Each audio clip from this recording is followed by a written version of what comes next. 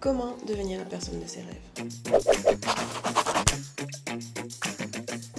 Soyons honnêtes, si devenir la personne de ses rêves était facile, on serait tous en train de vivre notre best life. J'ai pas raison?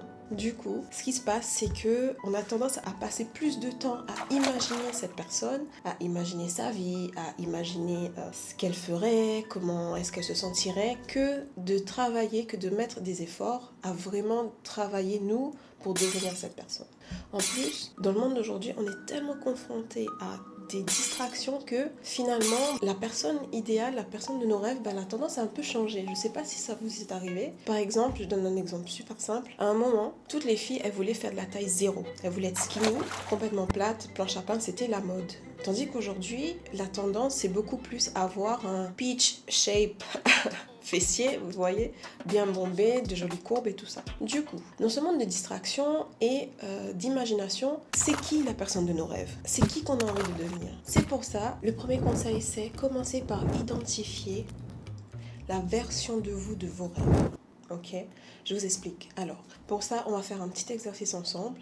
Donc, je vais vous demander un morceau de papier. Sur ce morceau de papier, vous allez écrire les grandes lignes de la personne de vos rêves. Ça va être différent pour chacun. Par exemple, vous pouvez dire que votre personne idéale, elle a beaucoup d'argent. Par exemple, votre vous-même idéal, elle est mince ou elle a des courbes, elle a un gros fessier.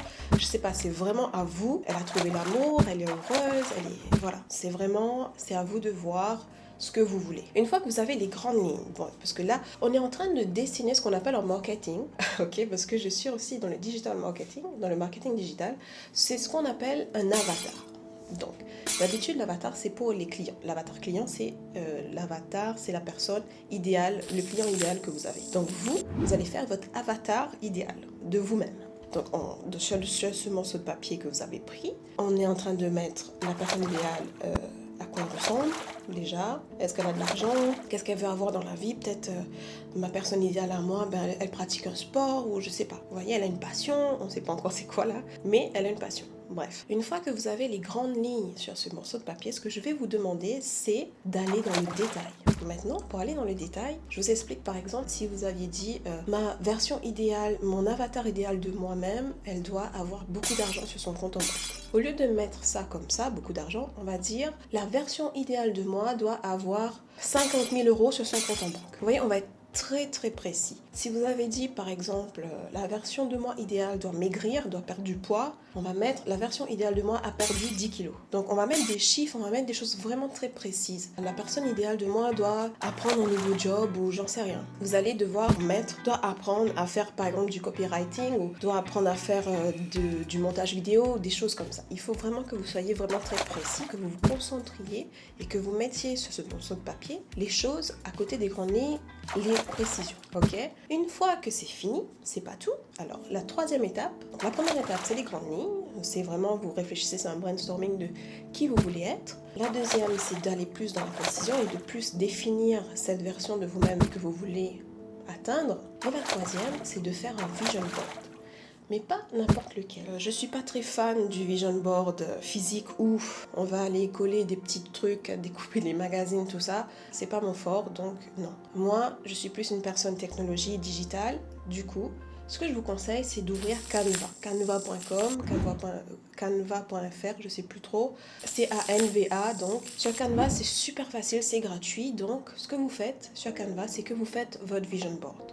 Ok, vous faites votre vision board et à ce moment-là, vous y mettez par exemple si vous vouliez 10 000 €, vous mettez 10 000 €, vous mettez une femme ou un homme qui a le corps de vos rêves, vous le collez là, vous collez toutes les petites choses. Si vous voulez l'amour, vous pouvez coller l'image d'un couple heureux ou l'image d'une femme qui se marie, d'un homme qui se marie. Si vous voulez des enfants, vous collez, voilà. Vous cherchez sur internet et vous faites un collage. Une fois ce collage terminé, ce que je vais vous demander, c'est de télécharger la photo et de la mettre en fond d'écran de tous vos appareils. C'est-à-dire de votre laptop, de votre ordinateur, de votre téléphone, de votre montre, si vous avez une montre, une smartwatch, de tout, de votre tablette, de tout, absolument tout. L'objectif est que votre cerveau, il absorbe cette vision que vous avez de vous et qu'il commence à être entraîné pour vous aider à atteindre et chercher cette version de vous-même que vous êtes en train de manifester à travers ce vision board. Donc, il faut que tous les jours, vous ayez un contact visuel avec cette version idéale de vous, votre avatar idéal de vous-même. C'est comme ça que le travail il commence. Conseil numéro 2, donc maintenant qu'on a une vision claire de ce qu'on veut et de notre avatar idéal, de qui on veut être, vous allez trouver le conseil peut-être bête, mais je vais vous demander de boire de l'eau.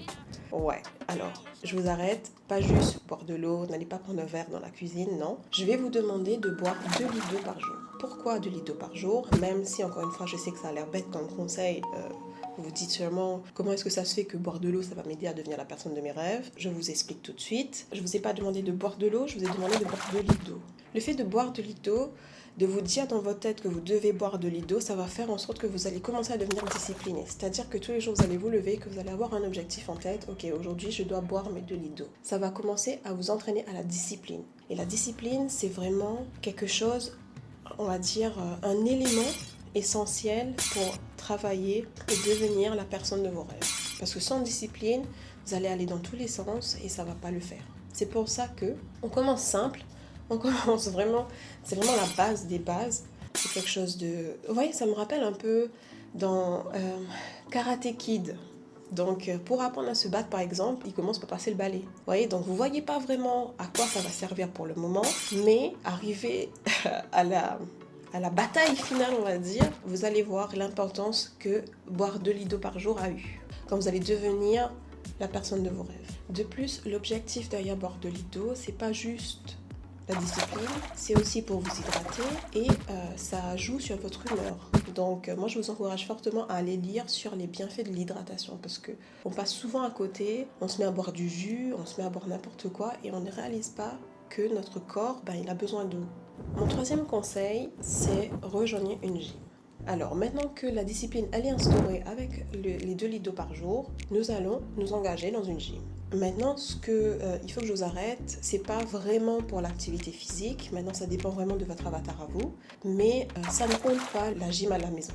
Ok, je veux vraiment que vous vous engagez dans une gym. Ça peut être une gym, ça peut être des cours de Zumba, ça peut être, je sais pas, un sport. De vous engager dans une activité sportive, en tout cas. Maintenant, pourquoi? Je sais que c'est pas tout le monde qui aura l'objectif, oui, moi je veux perdre du poids ou moi je veux me mettre bien physiquement. Parce qu'il y a des gens qui sont déjà très bien comme ils sont et qui sont très heureux de leur corps. Donc, rejoindre une gym, on va dire que l'objectif principal, c'est pas l'activité physique, c'est vraiment le sens de l'engagement. Pourquoi? Parce que, alors, une fois qu'on a identifié notre avatar idéal, on a mis en place un système où on est discipliné, le plus important maintenant, la prochaine étape, c'est l'engagement. Pourquoi? Parce que dans le voyage vers votre personne idéale, il vous faudra de la persévérance, de la discipline et de la motivation. Donc, il faut savoir vous engager. Parce que, soyons honnêtes, il y a des jours où nous avons la flemme et surtout, le plus important, c'est que devenir la personne de ses rêves. Je ne dis pas que c'est un parcours du combattant, mais c'est juste pas tous les jours facile. Parce que, encore une fois,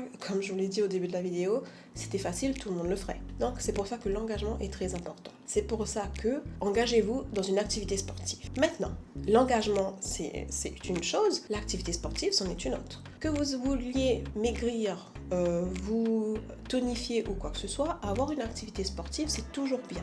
Pour votre corps, ça vous fait du bien, à votre esprit aussi. Donc ça vous mettra dans un état d'esprit serein, vous serez de bonne humeur et en plus, vous prendrez soin de votre corps. Donc il n'y a que du bonus. Conseil numéro 4. Alors, donc j'ai dit boire de l'eau, j'ai dit aller à la gym, donc j'imagine que vous vous doutez bien que le tiercé gagnant c'est le meal prep, l'alimentation. Ok, je m'explique encore une fois. C'est pas pour le physique, c'est pas pour maigrir ou quoi que ce soit. C'est vraiment pour votre santé. L'eau, c'était pour la discipline. La gym, c'était pour l'engagement, le commitment, comme on dit en anglais. Le meal prep, l'alimentation, c'est pour votre santé. Pourquoi votre santé? Parce que, soyons honnêtes, imaginez, je vous mets en situation, vous avez travaillé d'arrache-pied pour devenir la personne de vos rêves. Et dès que vous êtes à ce stade de votre vie, boum, votre santé vous fait défaut. Votre santé vous lâche. Donc, on l'a vu d'ailleurs pendant le Covid, la maladie, elle ne fait pas la différence entre les riches et les pauvres ou quoi que ce soit. Donc, il faut vraiment, je pense vraiment que à ce stade, dans le monde d'aujourd'hui, la santé est un des biens le plus précieux que nous avons. C'est pour ça que le meal prep, j'y tiens parce que déjà, c'est le combo gagnant, comme je vous l'ai dit, le tiercé gagnant avec l'hydratation et la gym, mais surtout parce que ça vous aidera à encore une fois travailler sur votre discipline et travailler sur votre santé. Maintenant, je sais que ça peut devenir accablant de faire du meal prep. On voit souvent sur internet les gens qui font du meal prep, tout ça. Et je me prends comme exemple, je n'aime pas manger la même chose 5 jours forcément, vous voyez. Du coup, ce que je fais, c'est que... Alors, je vous explique, faisons un meal prep ensemble. Je vous explique ma technique de meal prep. Vous pouvez prendre une grande feuille. Moi, pour ma part, je le fais sur mon laptop, sur un Google Sheet. J'écris tous les menus que j'aime bien. Ok, pâte au thon, salade de riz, salade de quinoa, tofu et légumes sautés. Je sais pas, il y a tellement de choses. J'aime tellement manger. Il y a tellement de choses que j'aime manger. Du coup, ça fait que j'ai beaucoup d'idées de menus. Des pâtes à la bolognaise, je sais pas. Bref, je mets tout ce que j'aime. Ramen au poulet, poulet cashew nut, bref, et riz blanc. Enfin, voilà. Je pense que j'ai faim. Je fais toute la liste sur mon ordinateur. Après, j'en sélectionne pour 7 jours au moins 4. Alors, dans les 4 repas, dans les 4 menus que je sélectionne, j'ai le x2, c'est-à-dire que je vais manger chaque chose 2 fois max. Ok, du coup, alors une fois que j'ai sélectionné les 4 gagnants, je fais à côté ma liste de courses pour les 4 gagnants, je vais faire les courses et je prépare les repas. Et à ce moment-là, j'alterne, c'est-à-dire que si j'ai mangé des pâtes au thon lundi au déjeuner, je vais pas manger des pâtes au thon lundi au dîner. Donc j'alterne, c'est-à-dire que déjà, sur une autre feuille de mon Google Sheet, je mets les jours, c'est-à-dire lundi à dimanche, je mets déjeuner-dîner. Je fais que copier-coller les menus et je les arrange pour que ça ne soit pas, par exemple, lundi déjeuner pâte au thon, lundi dîner pâte au thon. Vous voyez? Donc ce sera lundi, si c'est lundi déjeuner pâte au thon, ce sera mardi dîner pâte au thon. Vous voyez ce que je veux dire? Donc j'essaye de l'espacer et de faire en sorte que, entre-temps, j'ai déjà mangé 2 autres repas différents. Donc je fais tout le dimanche et je vais toujours m'assurer d'avoir des choses que je peux congeler qui ne vont pas vraiment perdre en goût ou être... vous savez, un peu, je vais dire ça, mouchi par exemple. Donc voilà, c'est comme ça que je fais le meal prep. Donc vous pouvez aussi le faire. Et encore une fois, rappelez-vous que le meal prep, c'est idéal pour votre santé. Parce que ce que vous mettez dans votre corps, c'est ce qui va faire que vous êtes en bonne santé ou pas. Et la santé, elle sera, je pense, la chose essentielle quand vous arriverez à être votre personne idéale. Mon dernier conseil pour devenir la personne de vos rêves, c'est, au roulement de tambour, remplacer votre screen time. Ok, je m'explique. Le screen time, c'est, par exemple, moi sur mon iPhone, j'ai l'application qui me dit combien d'heures j'ai passé sur mon téléphone par semaine. Donc le screen time, c'est ça, c'est combien d'heures vous passez sur votre téléphone, sur votre tablette, sur votre laptop, sur des choses. C'est le screen time. En français, ça veut dire le temps sur l'écran. Je sais que c'est super facile de passer 2 à 3 heures sur TikTok, Instagram ou Facebook à juste scroller. Donc on en est tous victimes à un moment ou à un autre pour faire passer le temps, ou même quand on est en train de déjeuner, on est comme ça. Je le sais. Donc c'est vraiment facile de passer un temps considérable à juste scroller sur les écrans. Ce que je vous demande, c'est que à chaque fois que vous allez avoir le réflexe d'attraper votre téléphone pour faire du scroll et vraiment augmenter votre screen time, arrêtez-vous et demandez-vous. Je vous demande juste de vous poser une question. Dites-vous, est-ce que le temps que je vais passer sur mon téléphone là, sur TikTok, va me rapprocher de la version idéale de moi? Si votre réponse est non, ce que je vous conseille, c'est de reposer le téléphone et de remplacer ce temps que vous alliez tuer sur les réseaux à faire quelque chose qui va vous rapprocher de la personne que vous voulez devenir. Ça dépend vraiment de votre version idéale, mais ça peut être lire un livre, ou vous lever et aller à la gym où vous êtes inscrite. Ça peut être se lever et aller boire les 2 verres d'eau que vous n'avez pas bu, qui vous manquent pour atteindre vos 2 litres. Ça peut être apprendre quelque chose, peut-être que si votre personne idéale, enfin si votre version idéale c'était, je sais pas moi, créateur de contenu, c'est aller vraiment sur votre laptop et lire là-dessus, mais pas perdre du temps à scroller. Vous voyez ce que je veux dire? Donc, remplacez ce temps de screen time où vous êtes en train de le gaspiller à consommer des contenus qui embrouillent votre cerveau, qui vous distrait de votre objectif et de la personne de vos rêves. Voilà les amis, j'espère que cette vidéo elle vous a plu. Comme toute chose, ça demande du travail. Atteindre sa version idéale de soi, la personne de ses rêves, ça demande du travail. Mais je pense que si vous appliquez ces quelques conseils de base, vous serez sur la bonne voie pour y arriver. J'ai hâte de savoir si vous allez appliquer les conseils. Si vous les avez appliqués, dites-le moi en commentaire et on se revoit pour la prochaine vidéo.